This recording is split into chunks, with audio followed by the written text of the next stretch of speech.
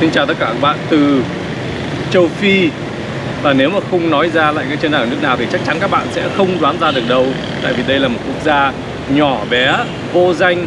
Và theo cảm nhận của lại cái chân thì là một quốc gia mà bị thế giới bên ngoài bỏ rơi, một quốc gia bị quên lãng giữa châu Phi. Và chính trong cái sự quên lãng đó là vẻ đẹp, và cũng là cái sự bí ẩn, và cũng là cái sự thú vị của quốc gia này. Và bây giờ chúng ta sẽ đi tìm hiểu quốc gia này.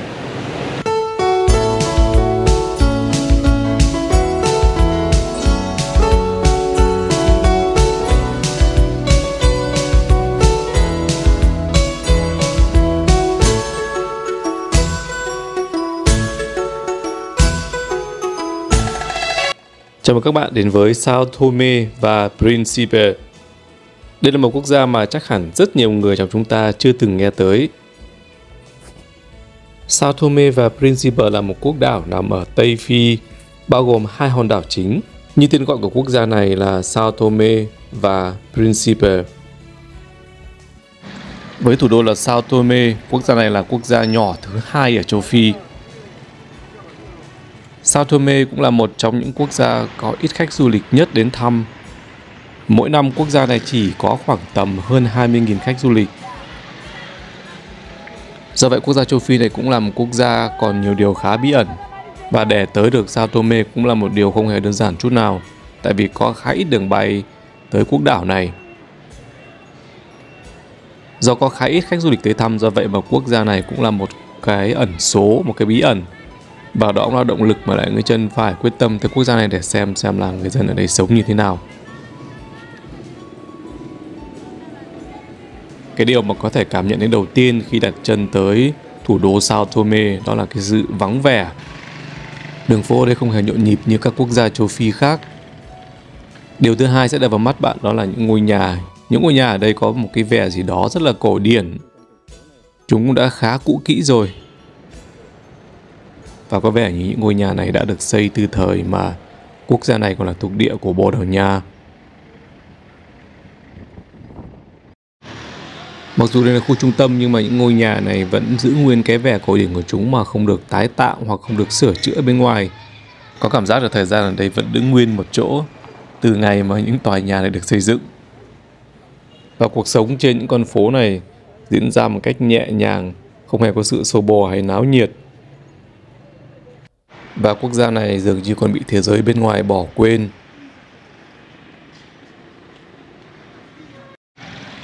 Và điều thứ hai mà bạn cũng sẽ nhìn thấy ngay lập tức khi đến tới thăm thủ đô Sao Tome đó là chất lượng của những con đường.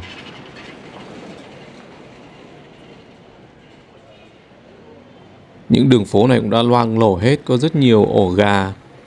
Và chúng ta cũng vẫn đang ở trong trung tâm của thành phố.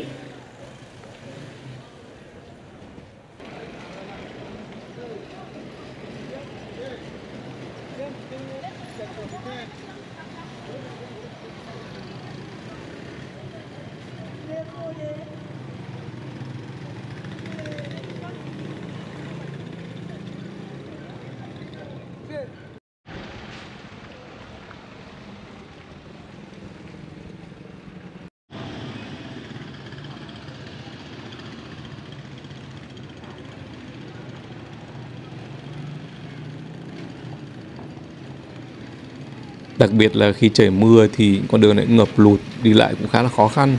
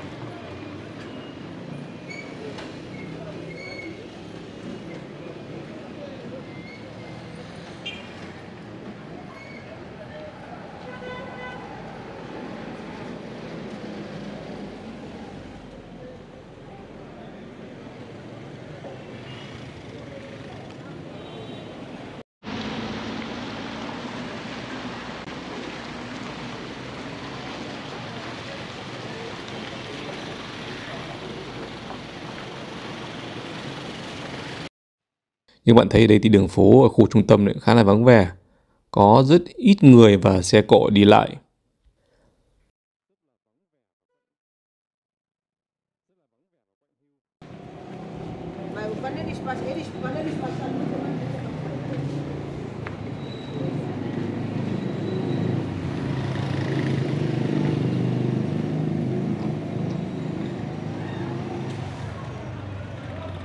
Tuy nhiên phải nói là những căn nhà cổ điển này có một cái vẻ đẹp gì đó rất là lãng mạn và hoang sơ.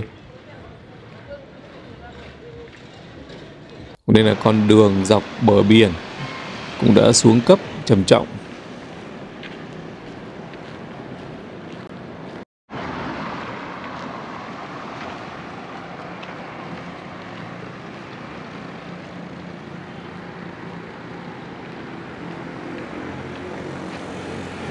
Bây giờ chúng ta đang ở trong một công viên, hoặc có thể nói chính xác hơn là vườn hoa ở thủ đô Sao Tome. Trông có vẻ như là rất là cỏ mọc ở đây rậm rạp, mà không biết là lần cuối cùng công viên này được nhìn khách du lịch từ khi nào. Đây tên của nó chính xác là vườn đa dạng sinh học, để trưng bày các loại cây cỏ, các loại động vật nổi tiếng và đặc trưng của Sao Tome.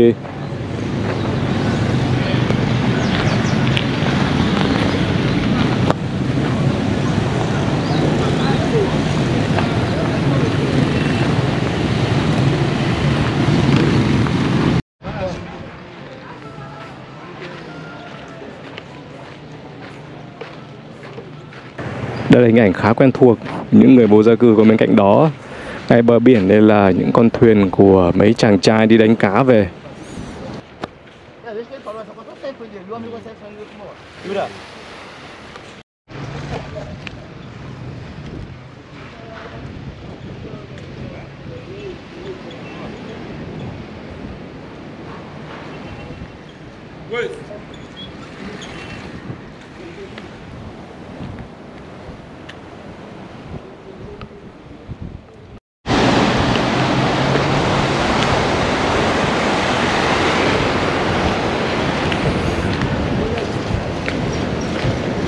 Đây khả năng đã từng làm cái pháo đài, và bên cạnh đó có một con thuyền. Không biết đã được nằm đây thì bao lâu rồi. Tuy nhiên là một cái nơi rất là thú vị để trèo lên ngắm biển.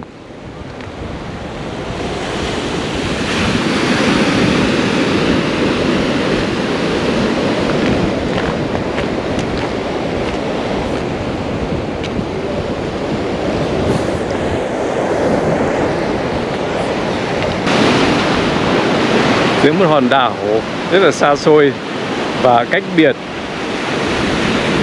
Chào các bạn từ Sao Tome và Principe. Và nếu các bạn đi khỏi khu trung tâm khoảng vài con phố thôi là có thể cảm nhận cái sự tĩnh lặng này nó còn lớn lao hơn nữa.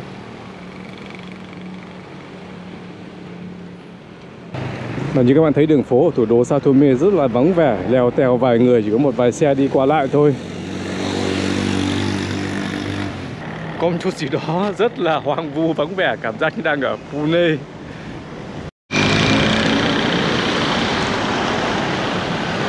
Để cho các bạn thấy cái sự vắng vẻ ở đường phố ở đây. Và đây là trụ sở của Liên Hợp Quốc ở Sao Tome. Bốn xung quanh thì giao thông rất là lẻ tẻ, không tấp nập.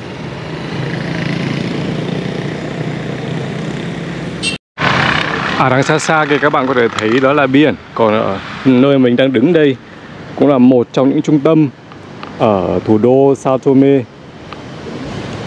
Ở đây không có bóng người hết. Và ngay đằng sau đây là Estadio Nacional, cũng là sân vận động quốc gia mang tên 12 tháng 7 chăng.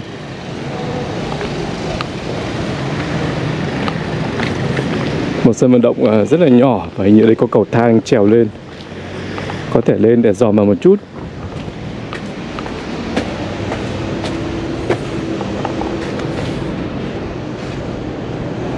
Cửa đóng không vào được, nhưng mà ở đây các bạn cũng có thể nhìn thấy một chút bên trong cái sân vận động này nó như thế nào. Chung là khá nhỏ và đơn giản thôi, không có gì hết. Bây giờ chúng ta sẽ đi về cái nơi mà tập trung đông người nhất ở thủ đô Sao Tome. Đó là những cái khu buôn bán, khu chợ ở đây.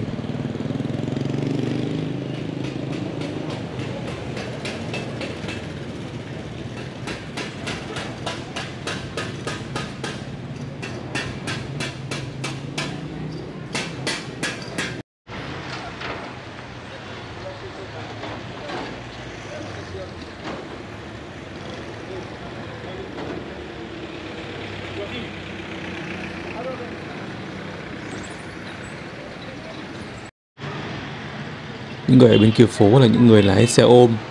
Tại vì ngoài taxi thì xe ôm là một trong những cái phương tiện đi lại chủ yếu ở trong thành phố. Và cảnh tượng ở đây cũng bắt đầu nhộn nhịp hơn một chút, tại vì chúng ta đang đến gần cái khu chợ trung tâm ở thủ đô Sao Tome.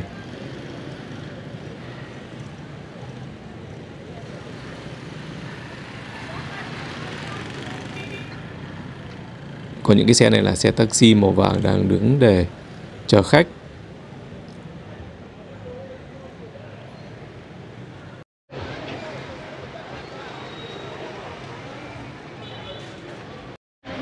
Hai bên đường phố này là những cái sạp hàng bán đồ ăn, bán thực phẩm, quần áo.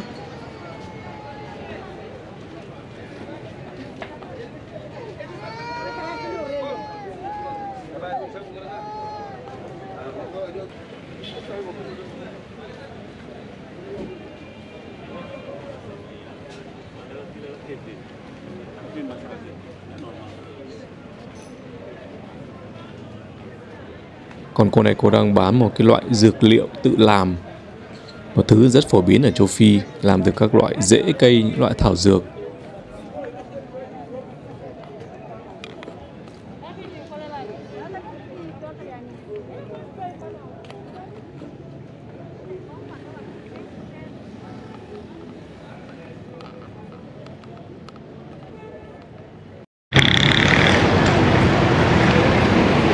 Đây là cái công viên chính ở trung tâm thành phố. Còn đằng sau đây là văn phòng của Thủ tướng Chính phủ.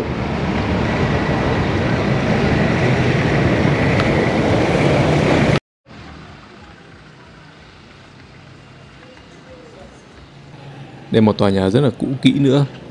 Và bên trong là vẫn có người ở.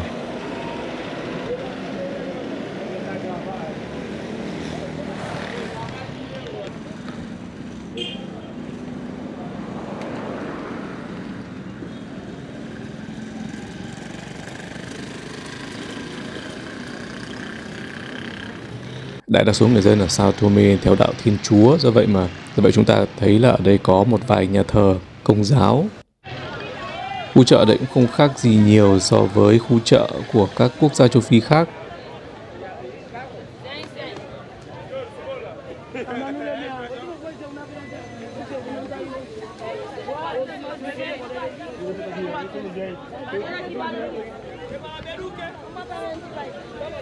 Ở đây chúng ta đang thấy là những người xe ôm đang chờ khách và những cô gái, những người phụ nữ đang bán cá tươi.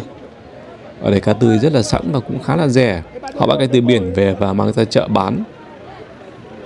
Và đặc biệt các loại hoa quả và rau là cũng được trồng ngay tại đây và được mang từ những vùng khác về thủ đô.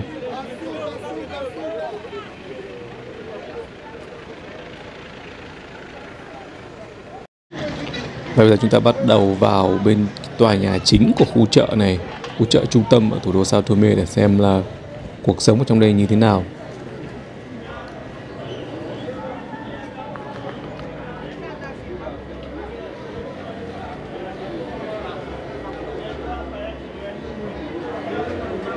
Điều kiện vệ sinh đây cũng không được tốt lắm. Các bạn thấy con kênh hoặc cái rãnh ở giữa này là cái nơi mà để người ta xả nước thải, và cũng có rất nhiều rác,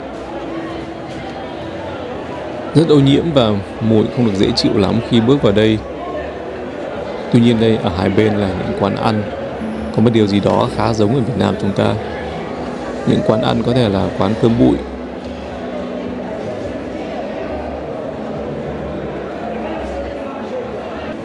hoa quả và rau củ ở đây cũng khá là phong phú. Các bạn có thể vào đây mua không thiếu một cái loại gì hết.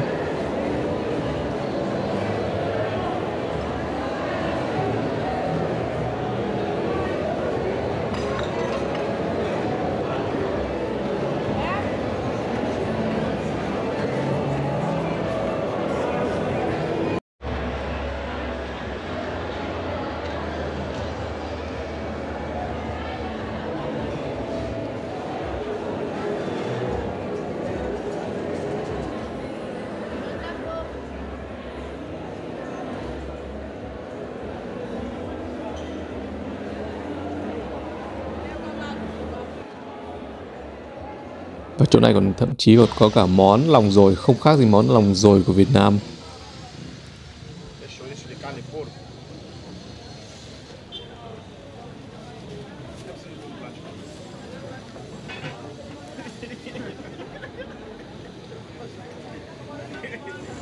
Và trên các con phố này có rất nhiều những người phụ nữ hoặc các cô gái đi bán hàng rong.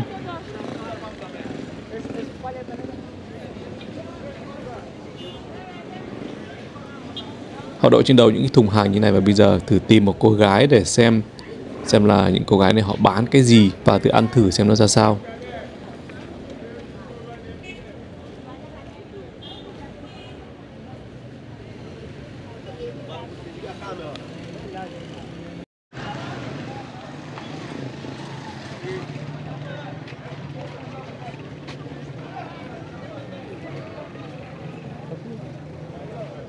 Aquele mato. É muito mato. Quer ver?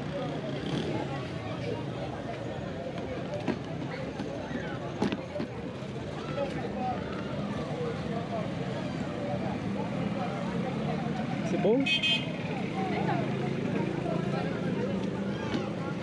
Oi, Domingo, vamos!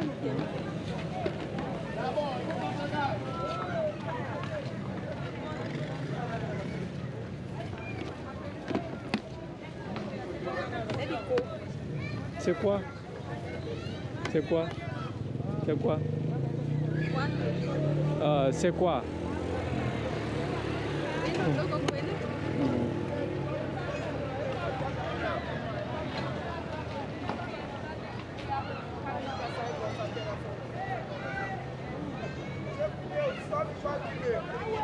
Ốc sên các bạn ạ, đây là món ốc sên.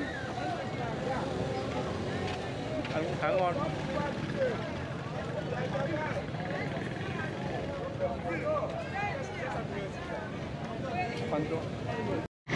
Có một điều rất là thú vị khi đi dọc theo bờ biển thủ đô Sao Tome, đó là ở bên kia con phố là những ngôi nhà cấp 4 được xây bằng mái ngói. Có một cái gì đó rất giống những ngôi nhà ở làng quê Việt Nam chúng ta.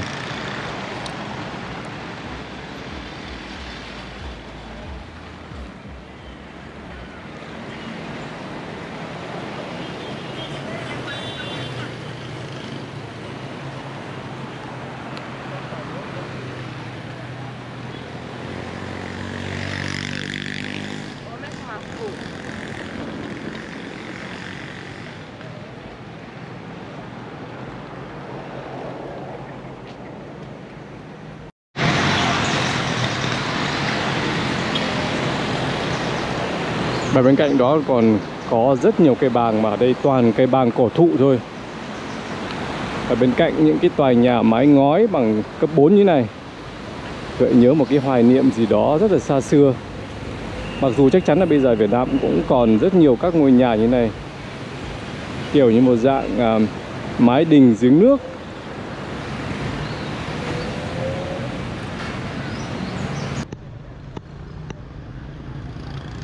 Chắc chắn các bạn nào ở quê sẽ biết là cái thức ăn mà cậu bé đang ăn chính là cái hạt, cái nhân của quả bàng. Ngày nhỏ rất nhiều trẻ con ra nhặt cái hạt này về để gõ ra lấy nhân ăn, và ăn rất là bùi, rất là ngon.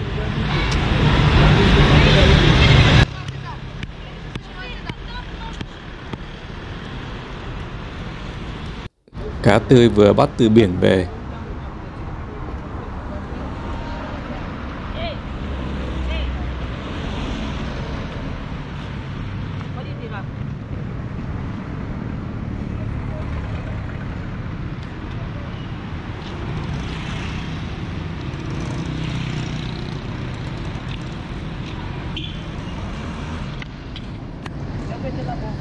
Hoa quả đây cũng rất nhiều chủng loại.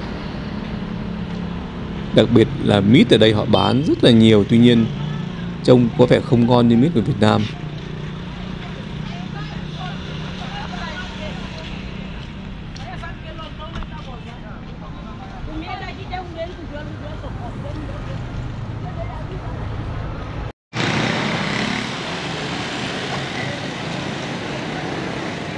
Bên cạnh những tòa nhà khá là xuống cấp, cũ kỹ và những đống rác rất là lớn này, một điều ở các bạn có thể gặp ở bất kỳ đâu ở châu Phi.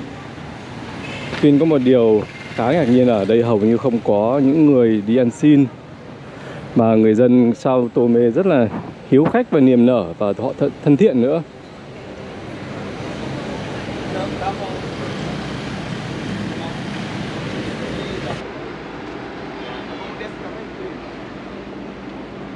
Đây là con kênh chính chảy qua thủ đô Sao Tome, và bên cạnh những con kênh này thì là người dân có thể ra câu cá như cậu bé này chẳng hạn.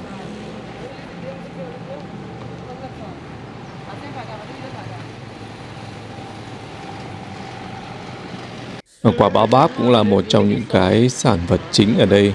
Ở đây họ bán rất nhiều trên đường phố như thế này. Quả này có vỏ rất là dày và cứng, do vậy mà trước khi bán họ phải đập ra, chỉ lấy cái ruột bên trong. Và quả baobab thì họ dùng chủ yếu để nấu nước uống.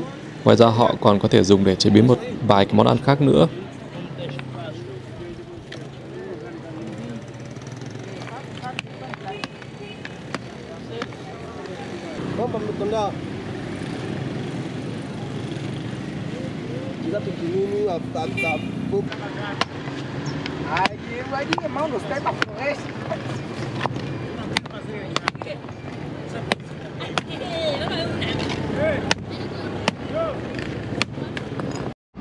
Sao Tome là một quốc gia rất là an toàn và người dân cũng rất là thân thiện, một trong những người thân thiện nhất châu Phi. Việc di chuyển giữa các địa điểm ở quốc đảo này là một điều khá là khó khăn, tại vì ở đây các phương tiện giao thông, đặc biệt là các phương tiện giao thông công cộng khá là ít. Do vậy phải phụ thuộc hoàn toàn vào các loại taxi đi chung như thế này cùng những người dân bản địa. Và được đi cùng người dân bản địa trên một chiếc xe này cũng là một trải nghiệm khá là thú vị.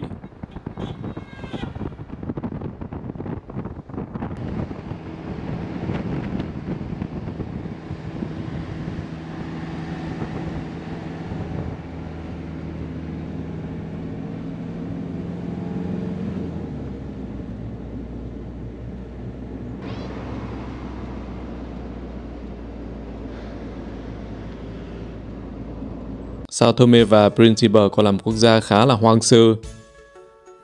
Những bờ biển cát trắng mịn, tuyệt đẹp. Tuy nhiên điều thiếu duy nhất ở đây là những khách du lịch.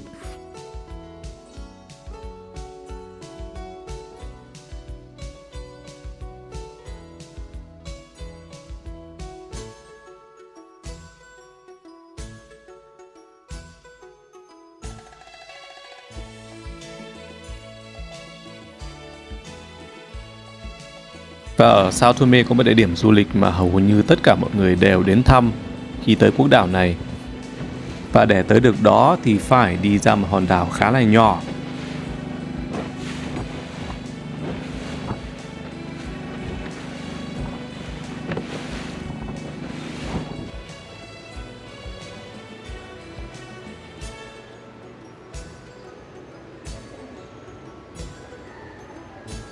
Và như chúng ta biết thì là Sao Tome nằm trên đường xích đạo, và đây chính là địa điểm mà đường xích đạo chạy qua quốc đảo này.